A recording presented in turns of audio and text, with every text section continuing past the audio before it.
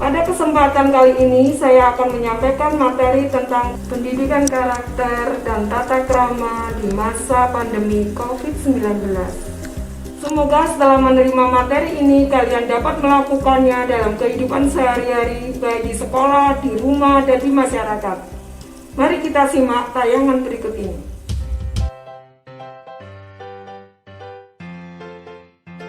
Indonesia merupakan negara dengan tingkat pendidikan terendah kedua di dunia. Oleh sebab itu, banyak negara di dunia meremehkan Indonesia.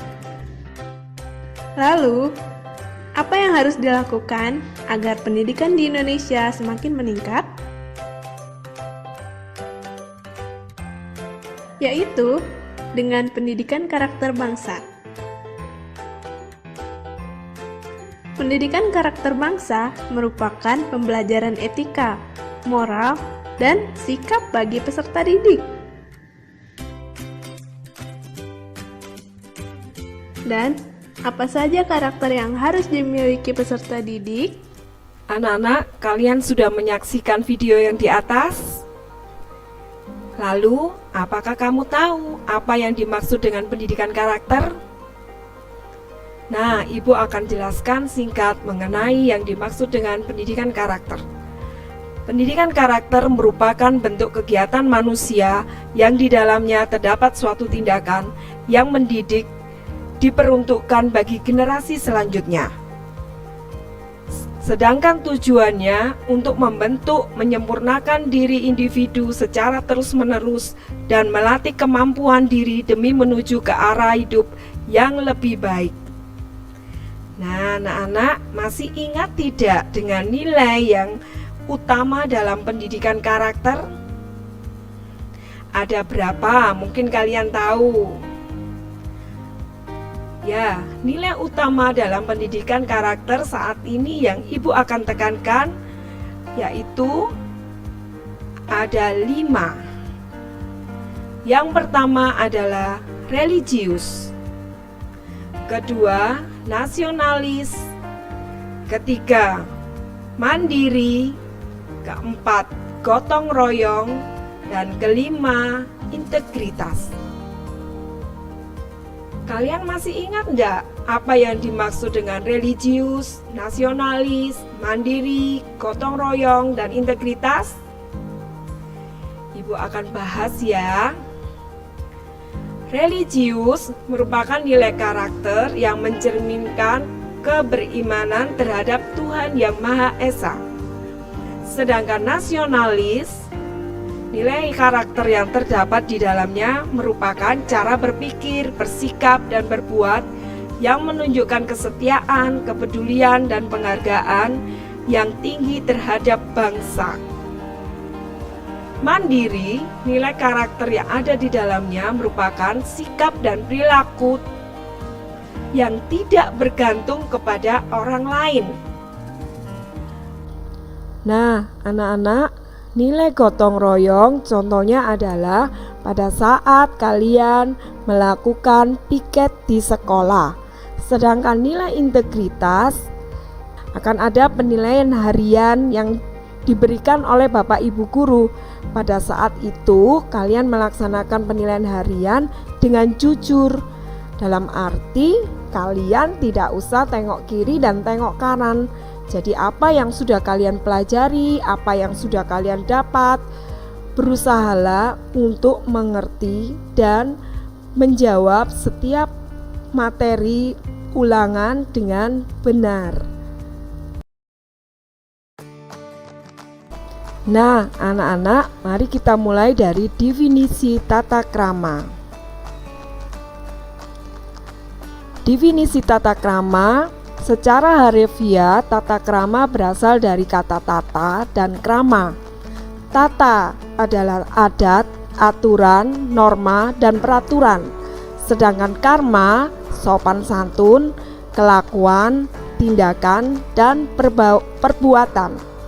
Jadi yang dimaksud dengan tata krama adalah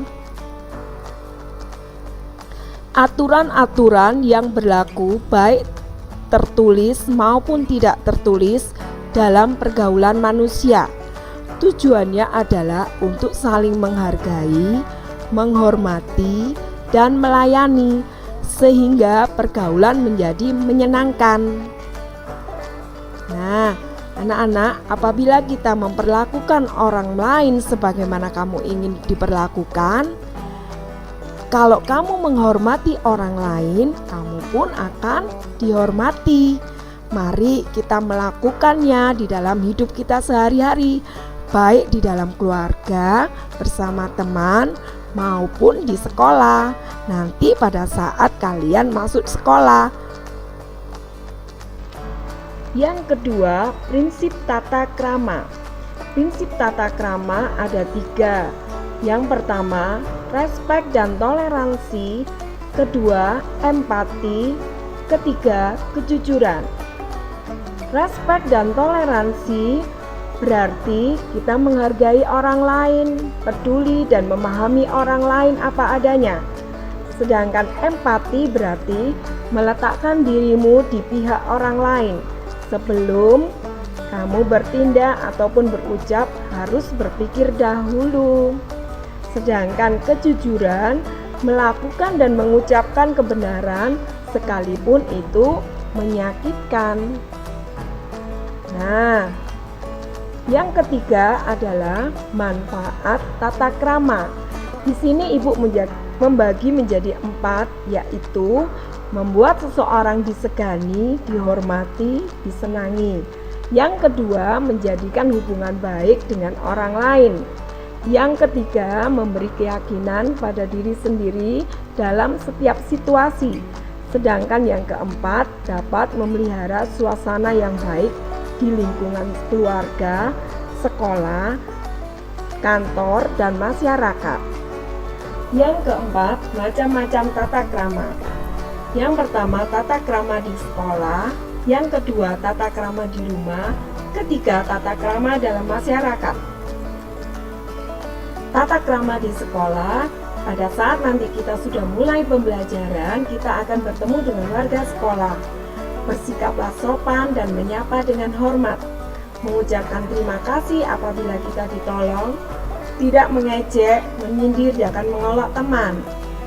Sedangkan pada saat nanti kita mulai pembelajaran di kelas, yang pertama kita harus disiplin waktu, membenahi kelas sebelum Bapak Ibu Guru masuk di dalam kelas. Yang kedua, mendengarkan dengan baik penjelasan dari Bapak Ibu Guru. Tidak makan maupun minum di dalam kelas, anak-anak.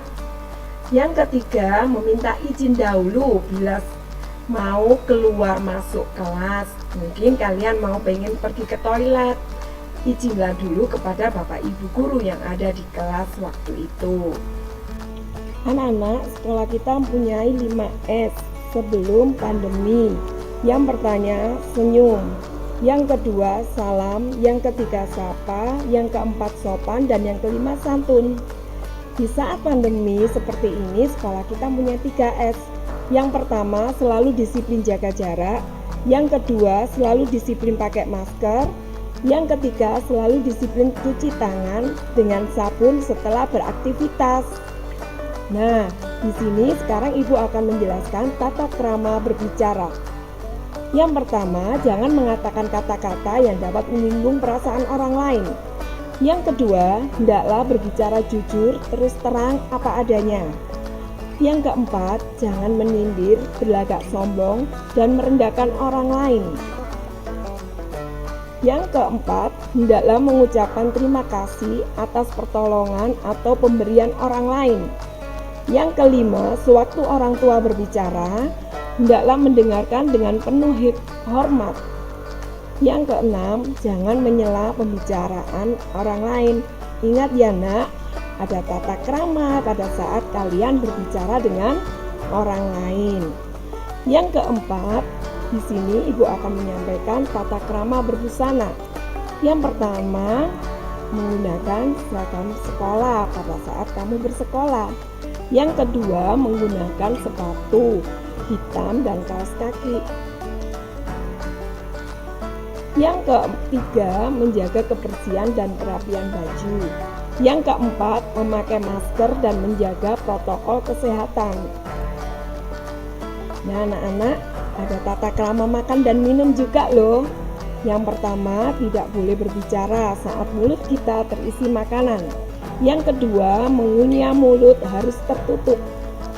Yang keempat, saat makan, sendok dan garpu pun tidak boleh bersuara gaduh. Yang keempat, membawa bekal makanan 4 sehat 5 sempurna dari rumah di saat pandemi seperti ini. Yang kelima, saat di kantin siswa harus mengembalikan piring dan botol pada minum pada tempatnya. Nanti di saat sudah tidak pandemi lagi ya. Yang keenam, membuang sampah sisa makanan pada tempat sampah dan menjaga kebersihan. Anak-anak sudah mengerti ya semuanya mengenai baik pendidikan karakter maupun tata krama. Nah, ini hanya Ibu mempunyai tugas buat kalian, yaitu buatlah foto bersama keluarga yang menggambarkan tata krama kalian di rumah. Terima kasih anak-anak. Salam sehat, tetap semangat.